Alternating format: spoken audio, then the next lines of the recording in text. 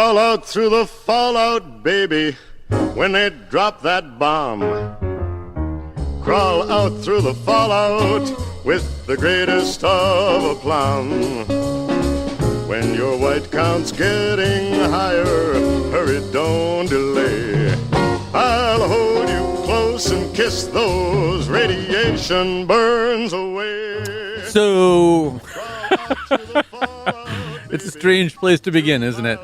I'm actually fairly certain that song is like a 1960 novelty tune. I mean, it sounds like maybe something they would have made for the series Fallout, which we're going to be talking about today. It's a series on Prime Video. But I'm pretty sure that's actually a real song. I don't remember it, and it seems odd because in 1960 people had legitimate reasons to be worried about fallout. I mean, not that they don't now, but I mean, nuclear anxiety was just kind of a constant at the time that was released. Anyway, we'll talk about the music in this series at some point as well, but it's time to get going with the nose. Today we are going to talk about Fallout, and we are going to talk about Conan O'Brien Must Go, a travel series starring, you guess who, Conan O'Brien. I think the Papulian through line for this that I decided this morning is if you watched quite a bit of Fallout, but not the relevant scene, and you watched quite a bit of the Conan O'Brien Must Go series, and I asked you which show you think contained the line, ass jerky don't make itself, I think you'd be 50-50 on it. You know, I mean, it really could be said in either one of those contexts. And we might tell you which one it is set in. But when I say we, I mean our panel today. Rich Hollant is principal at CoLab, founder of Free Center, and commissioner on cultural affairs for the city of Hartford. Shawn Murray is a stand-up comedian, writer, and the host of the Nobody Asked Shawn, SHAWN podcast. Carolyn Paine is an actress, comedian, and dancer, and many other things besides, and founder, director, and choreographer of CONNetic Dance. I do want to say that for this segment of the nose, all three of our panelists agreed to have their noses removed, and there's just a hole where they used to be, which is kind of an odd thing, considering that the show is called The Nose. So we're going to talk about Fallout. It is a TV series. The first season is now airing. It started on April 10th. There is now going to be a second series. I don't think they've started photography yet on it. Let's just begin before we get the panel's thoughts about this with a little scene. This is the star of, you'll hear the star of Fallout, Ella Purnell, or maybe one of the two stars. Ella Purnell as Lucy McLean, Dale Dickey as Ma June, and Edith Jason as Barv. Here we go. A1, Kat. I'm actually looking for one criminal in particular. Holy shit. You're an actual vault dweller. I am. I thought all you sardine dipshits were dead. Barb, get in here. You gotta see this. Ma'am, the writer I'm looking for is about 5'9". Barb. A woman in her 50s, I think. Barb. Goes by the name of Barb, Moldaver. get in here.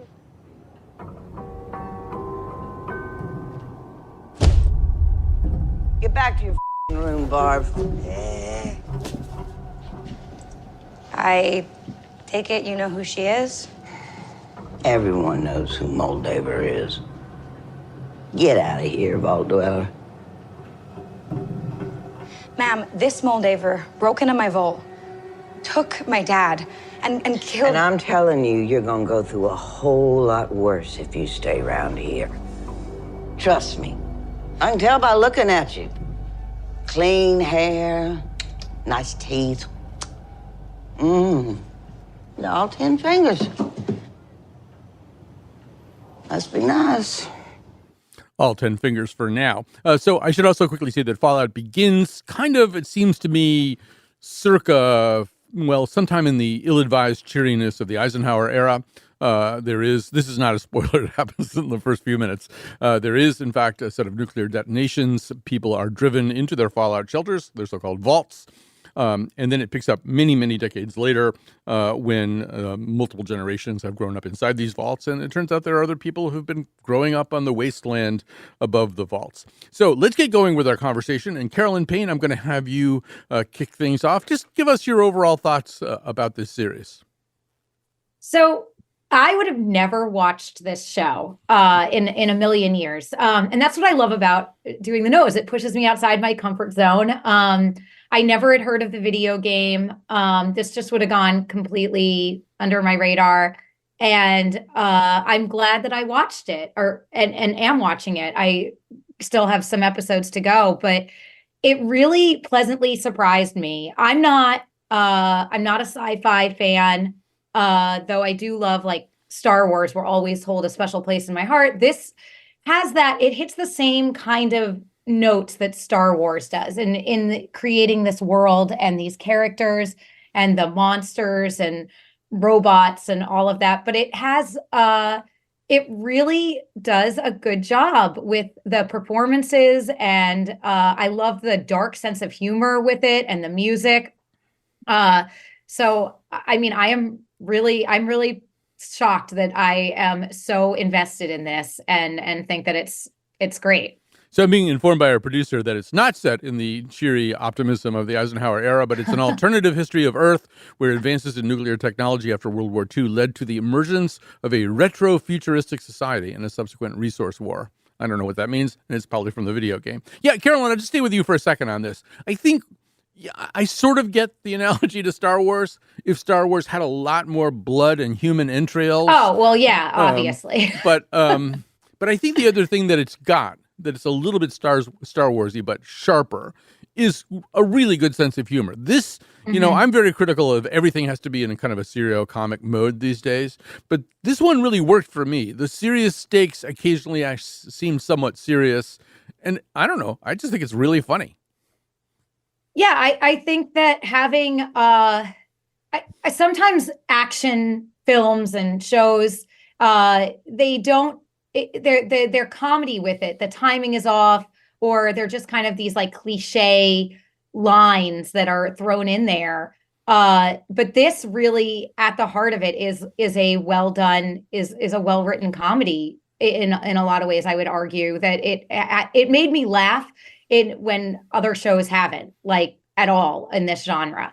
And I think that it saves it from being just like gory and, you know, some sort of geeky sci-fi video game lover.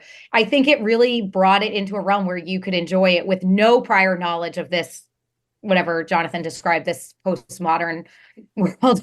Whatever it was, Yeah. I agree. I have no familiarity with the video game it's based on, which has multiple iterations, and I was having a lot of fun. But your mileage may vary. Let's hear from the rest of the panel. How about you, Rich? I feel like you are not as in love with this thing as maybe Carolyn and I might be. Well, see, here's the thing. It started off for me for the first 2.5 hours of watching this. Which is one total episode. It was like 1.5 episodes, right? It was sort of like my guarantee into heaven, right? To be able to stick with this thing. It was sort of like, to me, a real sort of cliche combination of Mad Max, Westworld, Star Wars, The Force Awakens, and even to a little bit, the Simpsons movie, how, you know, underneath that giant dome and the complexity of living in a bubble. You know, it had all of these predictable, anticipated qualities about it. Even the performances, the writing, the direction, everything kind of fell into this kind of air of familiarity until folks got further and further out of their bubbles and then back into their bubbles and out of the bubbles and back into the bubbles, where the characters started evolving and becoming more complex. So if folks could hang in with the first 2.5 hours of feeling like you've seen this before, it suddenly becomes a thing that you haven't seen before. And that is where it got interesting for me. And I started actually really liking this, and I'm going to see it all the way through, and we'll most likely see the next season. Now, my question becomes, you know, so my cliffhanger is, will this become exhausting after a while? You know, will it become like, okay, yeah, now I know that unpredictability is what we're doing here, so now I'm bored again. Yeah, that could happen. I'm in the same place. I really do plan. The episodes are long. That's the joke that Shawn just made. but they don't feel that long to me. And I am planning to finish this, and I don't always finish everything that we watch on the nose. But so, Shawn, you are the person who I think has a relationship with the video game on which this is based, and I don't know how that may or may not color your feelings about it right now. But tell us what you are feeling. Well, the first thing I felt was I've been sitting here trying to figure out which figure to invoke who's rolling over in their grave for you guys. Keep frequently comparing this to Star Wars, but most of the key figures who were involved in the creation of Star Wars are still alive. Right. George Lucas is rolling over, I guess, in his mansion. Yeah. I don't see it as much with the Star Wars connection, but I do like it. I wish it kind of was just a straight up comedy. I feel like most of the things that when they try to make it like dramatic, like it's like I don't actually care if Lucy, like I like Kyle MacLachlan, so like I want her to find her father because that's who plays her father, but I don't care about her. Like I don't care. Like I think so. As someone who's played the video game, I think they do a not bad job of like including a lot of the stuff that you experience in the video game. But in the video game, you don't really think about how silly most of it is because you don't really care. Like you kind of just experience it and you want to just do as much as possible. And I feel like because a lot of it is kind of goofy and ridiculous, I feel like if it was just a straight comedy, I probably would enjoy it a little bit more. But also I understand that, the amount of special effects and production design that has to go into something like this, they wouldn't spend on just a straight up comedy. But I did want to ask you, Colin, as someone who lived through the Eisenhower era, like how much you think it matched up in terms of... People were asking me the same thing last week about Manhunt, because I lived through the Civil War too, obviously.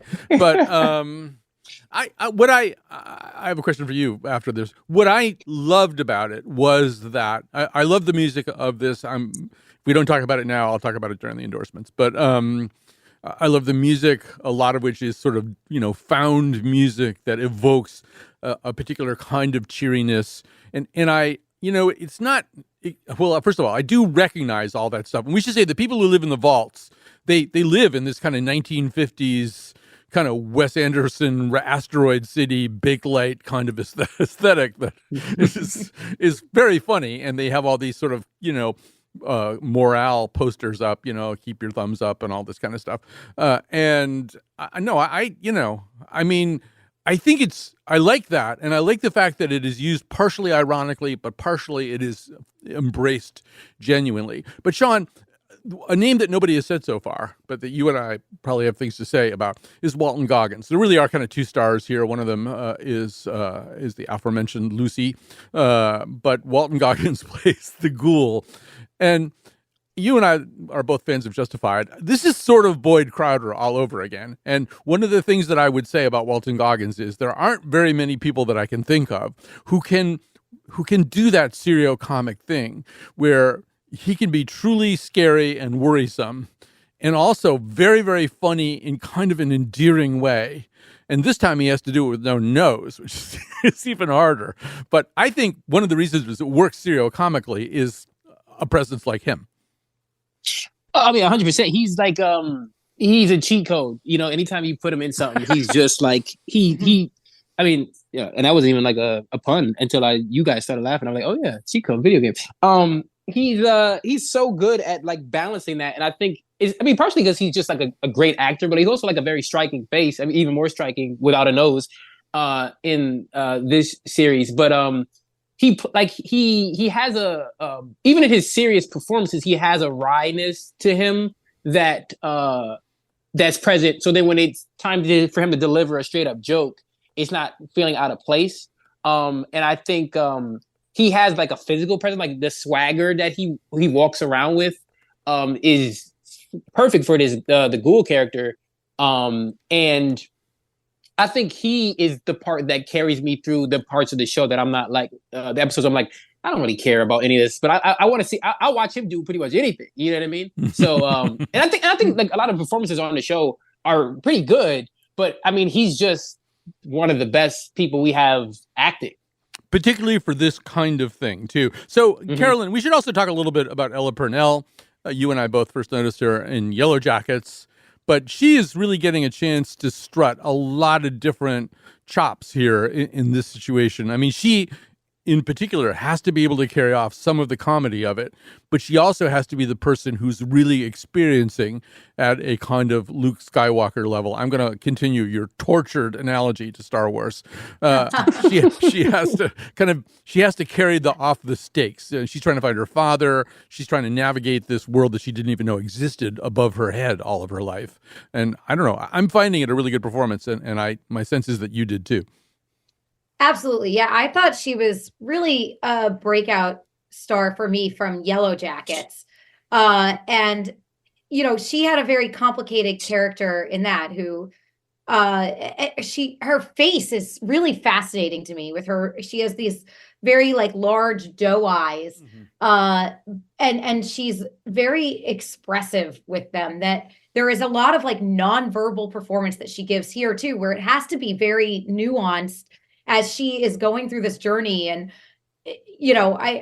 the things that her character is having to face, where she's literally lived a sheltered life and then having to go out into this post-apocalyptic world where it's, seems to be just commonplace to remove teeth and limbs and heads. She really is carrying it. And I think if she wasn't so successful at carrying this, I think, to like Rich's point from earlier, where this is a hard show to get into. The first like couple hours of watching this is a little bit, it's one of those shows, like I always say, start the second episode in, and and that's, you'll get hooked better. But she really helps take you, feel that you have some sort of commitment to this, even from early on. I found, when everything else was harder to watch. But all over the performances, the cameos in this of like character actors, for me, like Michael Rappaport, I know he's controversial, but him, his performance as the knight, just this like profanity ridden, angry, pathetic knight, was I think one of the first moments that really like hooked me into this. And then Matt Berry is Chop Chop. His voice work in that, I love his voice. I could listen to him like, read boring newspapers to me for hours. I love his voice, and I think his performance is Chop Chop. So it's just, she's the through line that carries this, but then there are all these amazing performances along the way, even if you don't fully see the actor. Yeah, I'm also very happy to think that maybe we are living through I don't know if I can even say this word, Uggams-essence. But Rich, we got a nice look at Leslie Uggams in American Fiction. Now she's back in this thing too, and it's just sort of great to see her. Where's she been? But yeah, there's all kinds of weird cameos, and McKelty Williamson, we always like seeing him do anything.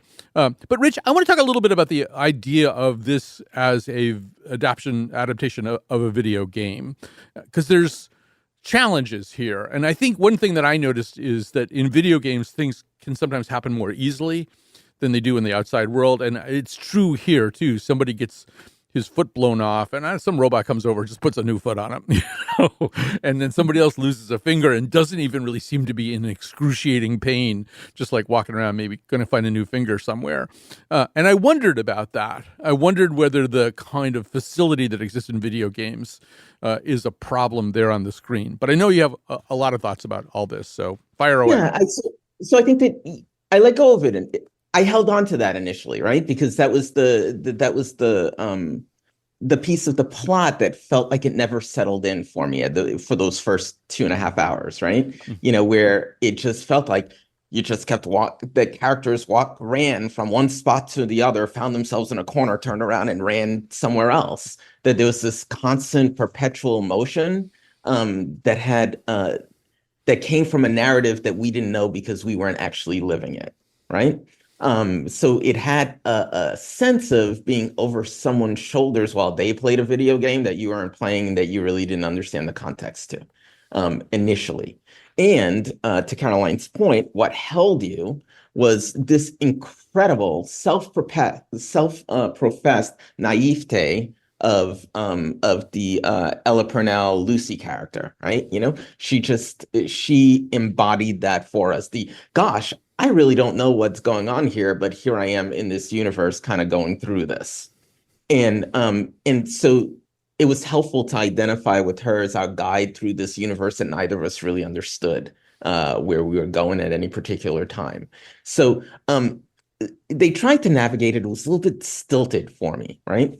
And part of the stilt is recently I've been working on a piece, and our editor was the editor from Run Lola Run, and so I've been watching that again to see how you keep a movie in that kind of perpetual motion, and you do it by immersing the viewer in the narrative. You know, you are the runner, not watching the runner, and so I think that disconnect where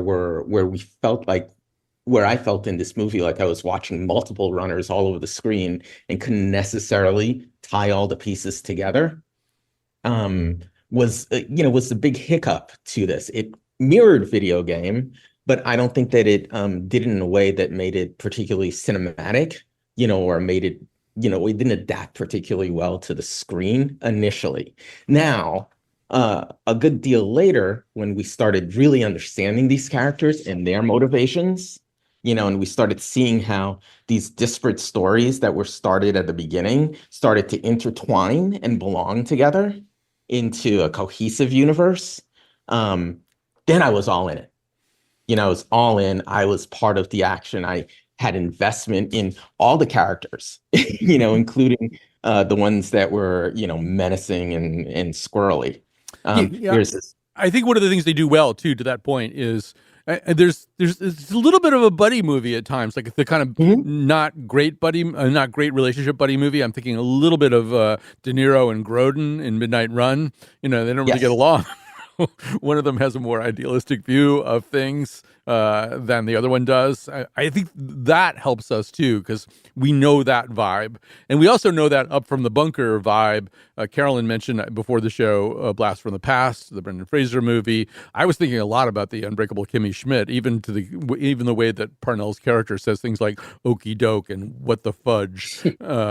Kimmy is, of course, Up from the Bunker a lot more recently. And so, Shawn, we're running out of time here, but I want you to build on what Rich said, because my sense now is that the video game has a really kind of pervasive, understood reality that, for example, the music that I love so much, the music in this series is just enough to carry me along. I'll talk about it later, but I gather there's something called Galaxy News Radio or something in the video game that people are always listening to this kind of music on. And maybe you could just say a little bit about that idea, the world building that goes on in a video game, which there's a lot more space in which to build a world, and whether you see that up on the screen.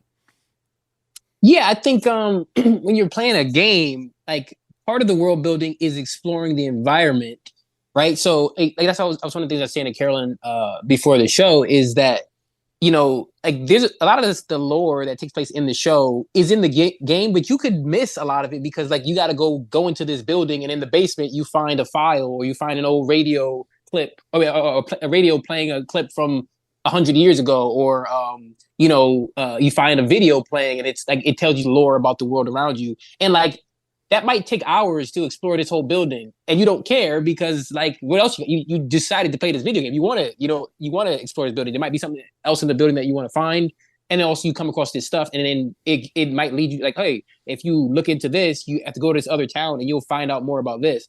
Whereas in a show, it's they're trying to serve all that, but also have a sort of a narrative propulsion that doesn't always work, because it's you can't give the full lore of the Brotherhood and also have them go, actually do the task that they have at hand. So it's kind of just trying to cram in a certain amount. I think they do as good a job as you can. But I think a part of the reason why I said, if it was just a comedy, there would be less of a concern of having a narrative in that way. And it could just be you come across that stuff the same way you do in a video game, where it's you learn about these people, and it's if you don't learn more about it, you're not going to be upset. When you watch Atlanta, for example, Atlanta's very rich sort of environment setting, but it's not when you don't learn more about a character, you're not upset. What was that guy's deal? It's kind of just that happened and we're moving on, because this is it's not, the show is not about that. Sometimes in especially in adaptations, you feel oh, I'm being deprived of like this experience because you kind of moved on from it, but you also included it just because you wanted people who are familiar with this to get a little bit, like, we can't leave this out because people who played the game are gonna need this. So I think they do as good a job as you kind of can, but it's tricky. All right, there's a lot more that we could talk about, but we're kind of out of time here. We're going to grab a quick break here. The series is called Fallout. I think we all kind of like it and think you might like it too, but don't write to us if you don't. We'll take a break. We'll come back. We'll talk about Conan O'Brien. I just want to start a flame in your heart.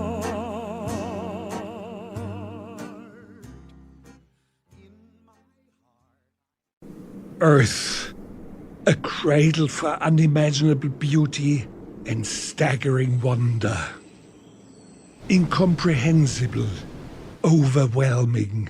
This planet mocks our feeble power to describe it. Yes, to truly appreciate the astounding grandeur of this planet, sometimes you must defile it. Behold the defiler. His character is vile, base, and depraved. Once a proud talk show host, he has been driven by a changing ecosystem to a drier and harsher climate. The weekly podcast. Here, without the nourishment of his studio audience, this clown with dull, tiny eyes, the eyes of a crudely painted doll, is forced to feed on that meagerest of morsels, the random call-in fan. Unhinged by the feral scent of their mild enthusiasm, he scavenges in distant lands, uninvited, fueled by a bottomless hunger for recognition and the occasional selfie. That is the opening to Conan O'Brien Must Go. There's actually another 40 seconds of that. It's pretty clearly Werner Herzog talking. I don't think he's ever credited anywhere, but it is the director, Werner Herzog. Conan O'Brien Must Go is a Max original travel series, if that's what it is. And it's a spinoff from the podcast Conan O'Brien Needs a Friend. Let me just quickly say on Conan O'Brien Needs a Friend, one of the things they do, it's a podcast where he often interviews like really famous people. I mean, Tom Hanks, for example, was on the show. But like every few episodes, or maybe if they can't book a guest or something, they do a thing where anybody can kind of call in with a question. And the conceit here is that some of those people are from other countries. They enjoy the podcast. They're Conan O'Brien fans. And what he does is show up in their country and surprise them. They are supposedly not expecting him. I think that's probably even true based on some of the reactions. But so Rich Hollant, get us started here. Rich Hollant, Carolyn Paine, and Shawn Murray are the nose panel today. Rich, tell us how you're feeling about Conan O'Brien showing up in your country. So I'm feeling that if I took a look at the homes in 2 episodes that he showed up in spontaneously, and I'm telling you, I don't buy that it was spontaneous, because he showed up in my house, it would not be nearly as picked up and tidy and well put together as the spontaneous visits were. And I think that ultimately is the wonderful conceit of this series. It feels unscripted. It really feels like Conan just entered these spaces and is winging it, right? And that there's an element of that feels surprising, that feels unexpected, that feels awkward. It's got like some of the worst comedic timing, which makes it hilarious, right? I've not been a fan of Conan, right? I watched his TV show, and I could hang in with it for a little bit, and then I found him kind of. I don't know, like he's another one of those folks who is sort of self-proclaimed pervy, Yeah. But there's a piece where it just doesn't actually, it feels almost too true, right? I mean, I think some of the series, Rich, some of the power of the series, the comedic power of the series, is that he's leaning way into how creepy and uncomfortable making and odd looking he is, and he's just firing that as a cannon over and over again. Exactly. And in this instance, it works. There's a piece about it from his TV show that for me didn't always work because it felt scripted, right? You can't, but when you're, whether it actually is as unscripted as it appears or isn't, it sure feels like they're winging it. And so it suddenly becomes this crazy nervous energy that in lack of, I don't know what to do right now, so I'm just going to be super creepy. and there's something kind of entertaining about that choice, right? Which becomes less entertaining when you think that there are 20 people sitting around a room and making that decision, right? So I actually really enjoyed this. I was laughing out loud the entire time. It was crazy. It was unhinged. It would a bit would start and he'd just stop it like, yeah, no, that's not working, while it actually was working really well. And it was unpredictable and wacky. And, I feel like I learned something about Ireland. I feel like I learned something about Norway. And yet I also feel a need to go and fact check everything that I believe. Yeah, I wouldn't procead into any of those environments assuming that you had a handle on the vibe there. And, Carolyn, I think this thing works also. I just as Rich was talking, I was thinking part of the vibe of this is, he shows up in places and he just kind of picks on people and he makes them feel uncomfortable and criticizes the condition of their apartments, even if they're not in very bad condition, to Rich's point. But it really comes off as a person who really likes people, pretending not to like people.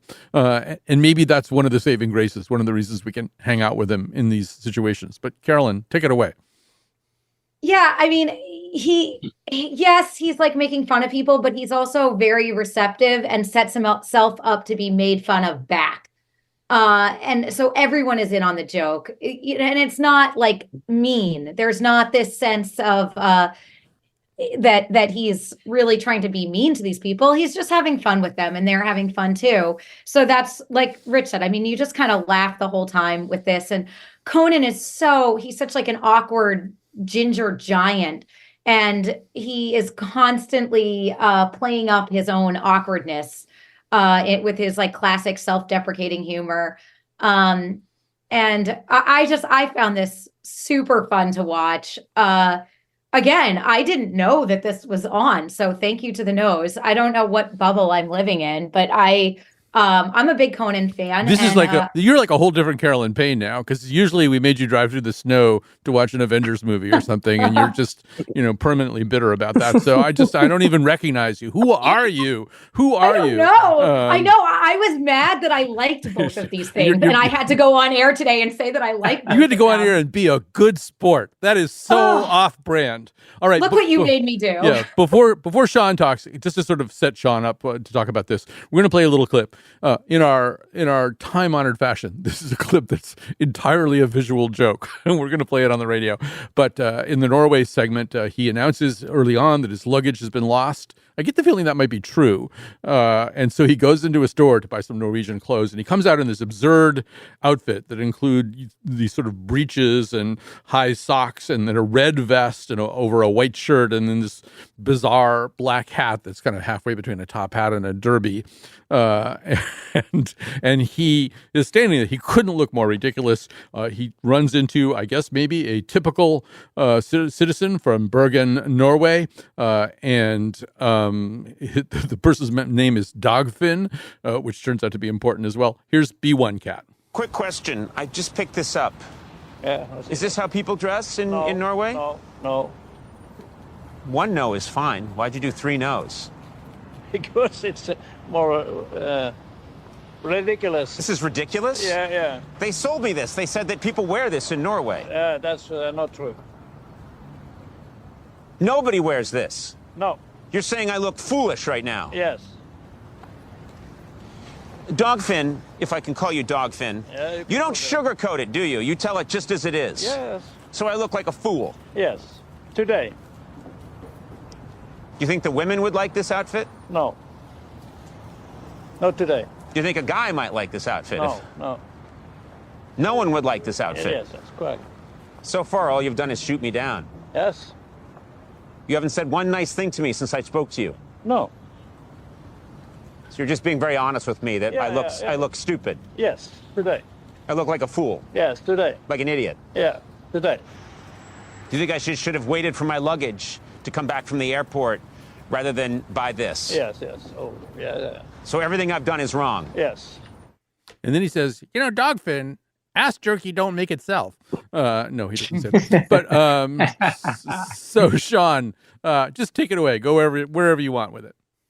Well, that's a perfect example of how, he even says it himself. He's like, so I look like a fool. Like, Conan is, I think, the best in the world at being the butt of a joke. Like he's needy enough to need a laugh, but he's not so needy that he needs to be the person who's like superior in the joke. Like he'll be the fool so much. But my favorite part about that clip specifically is how Dogfin keeps saying yes today, as if like his grandfather is there, like who used to dress like that, and he's like you look fine, you look idiotic today, but like 80 years ago when my grandfather was here, you would have looked fine or whatever. Like it's so funny. He just keeps saying like you don't look foolish, you just look foolish today.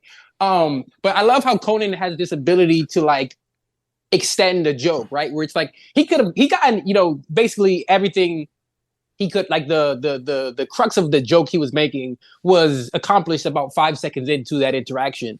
But he got so many more laughs out of it by just asking him more and more questions and forcing Dogfin to just sort of like constantly reiterate how stupid he looks. And I think one of the things I love about this show is that like that joke is about how in one instance about like how he thinks of a person from Norway would dress, but he obviously he's fully aware that no one dresses like that today. But I think Conan dances this line of like mockery and like like good fun amusement so well, because I think because he's so he always makes himself like look like just like an ignorant American who doesn't know about this culture more than an American who thinks he's better than this culture. You know what I mean? He's always like, one of my favorite interactions is even like later in that same episode where he's just wearing a regular jacket and he comes up across a guy who's he asks him how he looks in the jacket and the guy insults him and Conan basically gives him the jacket. He said, you could just sell this to someone because it's not working for me. And it's like,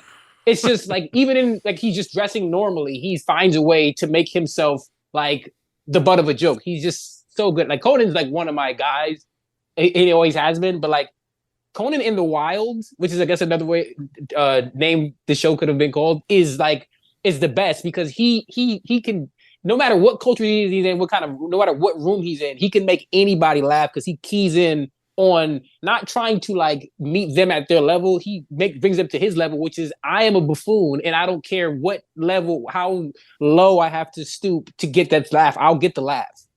Yeah, to Rich's earlier point, I think one of the reasons that his talk show didn't work for a lot of people or for some people or people didn't like it as much as they might like other things is I don't really want to see him interview, Emilia Clarke or something. I don't think he's going to ask her any interesting questions. And I think he doesn't want to either. Yeah. You know what I mean? Right. Yeah. And so, we're running out of time here, but I want to ask quickly, I should say that two of the panelists here were on our Curb Your Enthusiasm show, and which is kind of relevant here.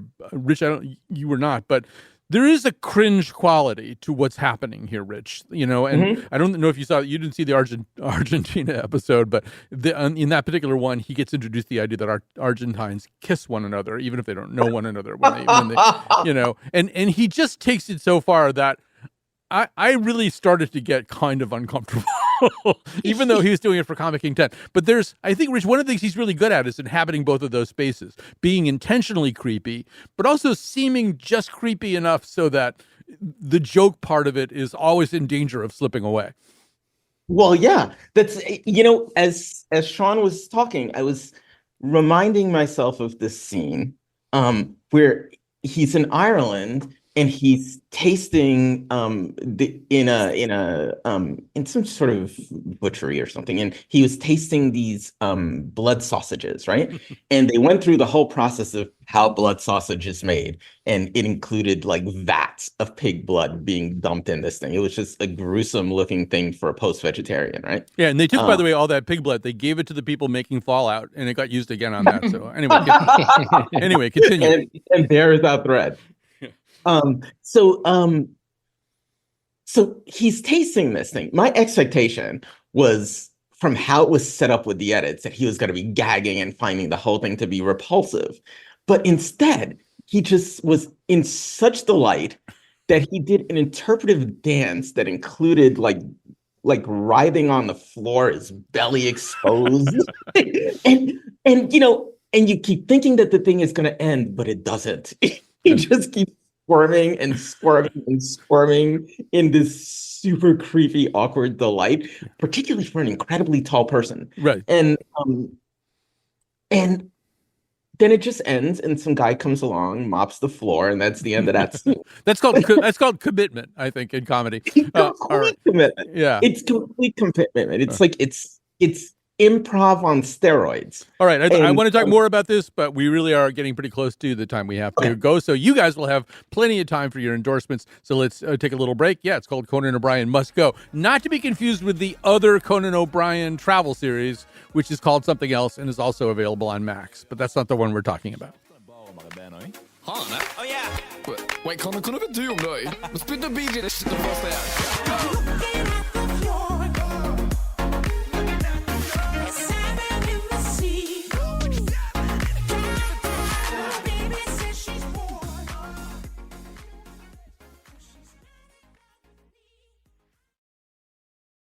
And today's technical producer is Kat Pastor. The producer of today's episode is Jonathan McPants. Our guest today, our panelists today on the nose are Rich Hollant, Shawn Murray, Carolyn Paine. They're going to make some recommendations to you right now.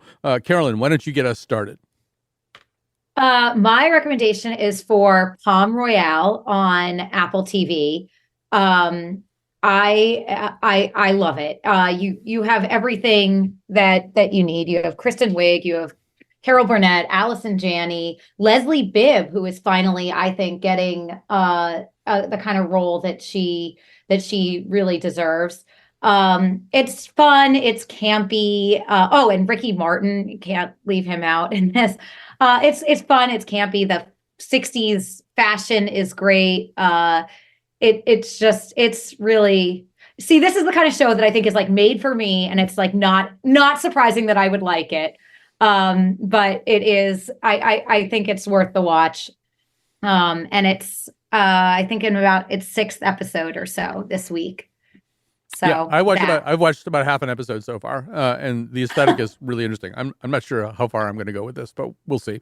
But yes. So, say the name of the series again. Palm Royale. Yes. Colin, you really got to get in deeper with it. If for anything else other than Carol Burnett, her performance. So far, I've just seen her lying in a bed and having things stolen from her. So yeah, she does a lot of that. I'm sure she'll do so much more. All right. So Shawn Murray, what are you going to recommend to us? Normally, I come in here, Colin, and I recommend a book to you guys. But what I'm going to do this week is recommend a place where books are sold, which is hosting a show called Read the Room, hosted by your very own Shawn Murray. Saturday, April 27th, which is tomorrow at 8 p.m. It's a comedy show hosted by me at a bookstore. It's a very book-centric show. And it's going to be a blast. I have some great comics on there. And there's still tickets available. If you want to get tickets, you can go to my Instagram, Lowbrow Shawn. In my bio, there's a ticket link in there. Also, Read the Room Comedy on Instagram has a ticket link as well. And it'll be great. And if you missed this one, there's another one in June 29th, I believe. So, yeah, that's what I'm endorsing. I'm plugging myself for once, and it'll never happen again. Okay. Say the venue again and the date and time. It is Possible Futures Bookstore in New Haven, 318 Edgewood Avenue. And it's April 27th, 8 p.m. That's tomorrow at 8 p.m. All right. Be there, be square. Okay. So, yes, a chance to see Shawn Murray. Rich Hollant, what are you going to recommend?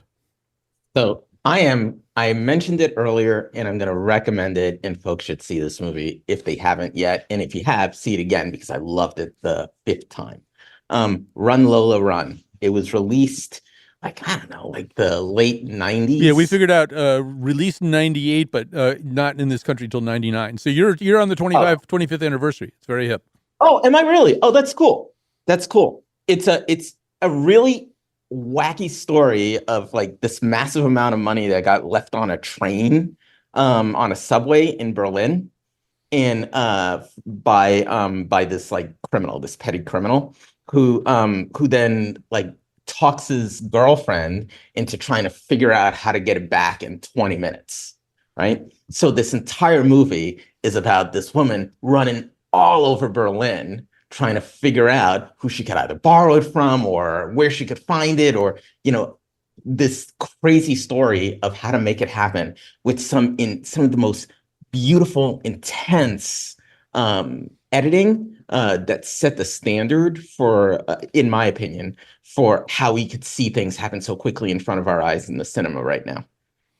It broke the code for this intensely fast edit that doesn't lose the narrative.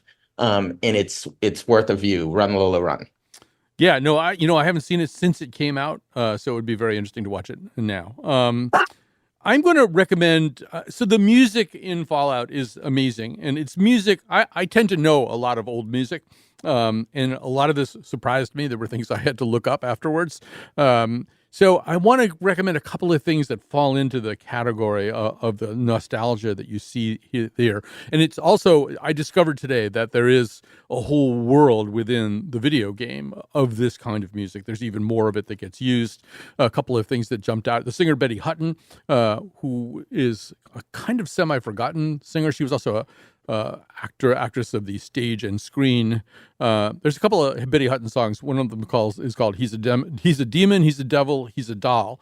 It's definitely in the video game. I don't know if they use it in the series or not. And there's another one called It's a Man. Both of those are really fun to listen to. But I would just sort of suggest, if you can find, probably on whatever streaming service you have, you can find some playlists that are inspired probably by the video game Fallout. You would just type in Fallout 4 and see if you get any playlists back, and then explore those playlists. Another kind of band leader of the time, Bob Crosby, brother of Bing, but did some very interesting stuff in his own right, and also performed something called the Clark Randall Orchestra, which featured the singer Clark Randall, who was really named Frank Tennille and was Tony Tennille's father. There's a weird little thing for you. But I think we're really kind of in a moment of nostalgia, partly because 2024 just sucks so bad. I saw a Reddit thread today that said 2024 is the era of literally anything but today.